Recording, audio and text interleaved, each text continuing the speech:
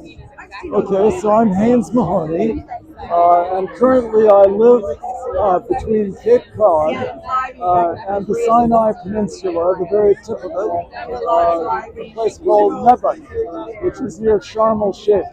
If you're a diver, you've heard of Sharm el Sheikh. So I'm here visiting my daughter in New York City. I love New York City, and what we don't have in Sharm el Sheikh is anything like this kind of a literary gathering, although maybe I can start one up when I go back there, and I'll invite you guys to come there as well. So I'm here in the Penn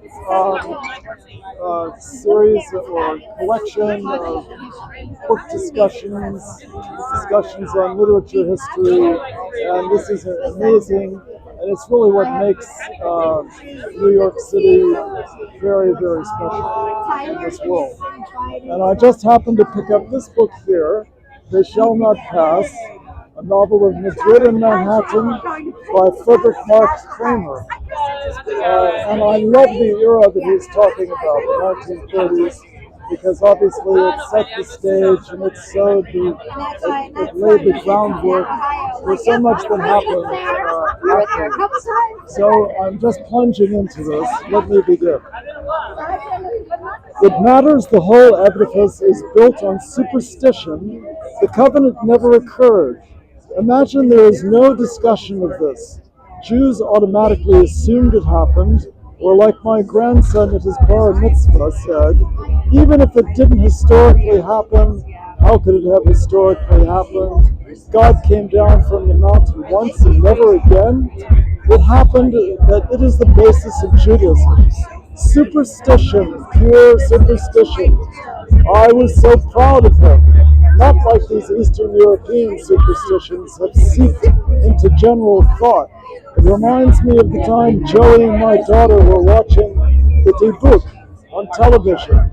I just had to shut it off, even if they were sitting on the edge of their chairs. How could she allow him to watch this superstitious nonsense?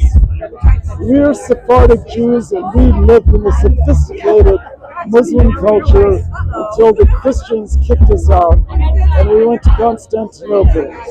Istanbul is just a mispronunciation of the Latin Constantinople, and Spanish Jews settled in Pera on the side of the Golden Horn, an estuary of the Bosphorus, as the Roman Jews settled on the other side of the Danube.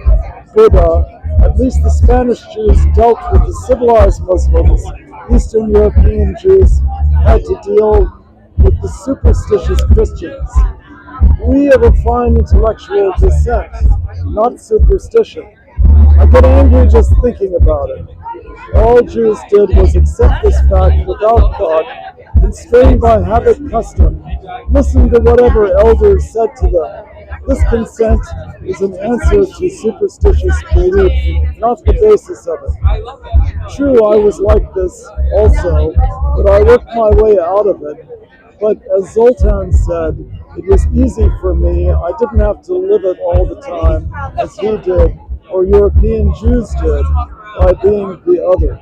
I couldn't wait until she came to my bedside, and I knew I was starting to feel better when I was able to masturbate to her image, and the cold flu, whatever, had no more thoughts, and my head wasn't spinning anymore. I tried to walk, to stand up, but my head was spinning so fast, I couldn't grab onto anything and fell down. Even lying down, my head was still spinning, yet my mind stayed lucid. I knew I was spinning, and I thought water would help. And since my head wasn't spinning a moment ago, when I went to the outhouse to do my business, I said to myself, I better get back to bed and lay down for an hour or so. It's not even daylight, and see if I can fall asleep, and it will get better in the morning.